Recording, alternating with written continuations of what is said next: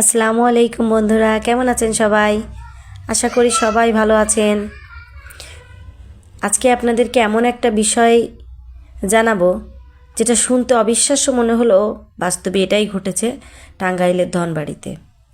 এই খবর ছড়িয়ে পড়তেই এলাকায় সৃষ্টি হয়েছে তোড়পাড়। দিনের আলো হোক কিংবা সন্ধ্যার অন্ধকার, আলাউদ্দিনের বাড়ির আঙিনায় লেগেই থাকে মানুষের ভিড়।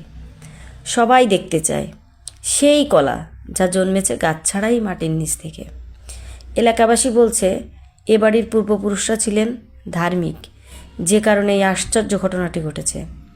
আলাউদ্দিনের পরিবারও চাইছিল আর 10টা মানুষের মতো স্বাভাবিক নিয়মে চলতে, কিন্তু একদিন সকালবেলা আলাউদ্দিনের বউ দেখতে পান মাটির নিচ থেকে কিছু একটা বের হয়ে আসছে।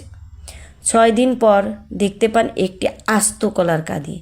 প্রথমে ভেবেছিলেন কেউ পুঁতে রেখে গেছে, কিন্তু না, এটি আল্লাহর একটি আশ্চর্য নিদর্শন। আল্লাহ চাইলে সবই পারেন।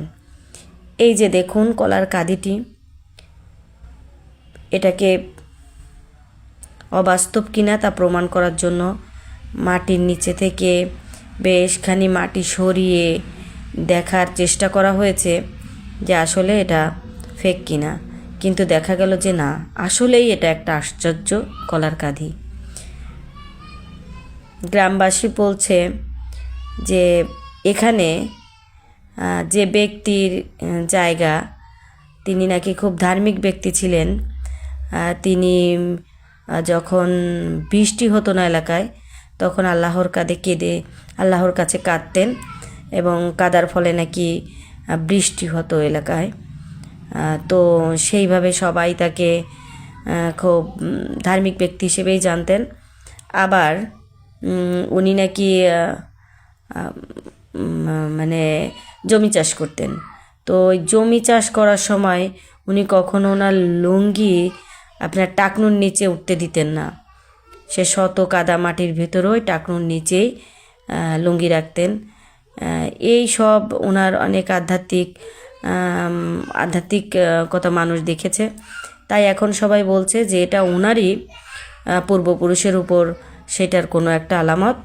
এটা নিশ্চয়ই আলাউদ্দিনের উপর কোনো ভালো নিয়ামত আসবে, এই আর কি। তো এখন আলাউদ্দিনের বাড়ি, অন্ধকার বাড়ি, গরিবের অন্ধকার বাড়ি, এখন হয়ে গেছে আলোকিত জায়গা, যেখানে মানুষ আর মানুষ দেখার জন্যে যে এই কলা কী জিনিস। আমাদের দেশে কিছু মানুষ আছে যেরকম আশ্চর্য কিছু দেখলে একটু বেশি ইমোশনাল হয়ে যায়। অনেকে এই কলা গাছে পানি দিয়ে ধুয়ে সেই পানি খাচ্ছে রোগ মুক্তির জন্য। এটা অবশ্য ঠিক না, কারণ রোগ মুক্তির মালিক একমাত্র আল্লাহ। তারপরও মানুষ ভক্তি করছে, আসছে, আশ্চর্য কিছু দেখছে, এই আর কি। আসসালামু আলাইকুম। সবাই আমার জন্য দোয়া করবেন, পাশে থাকবেন।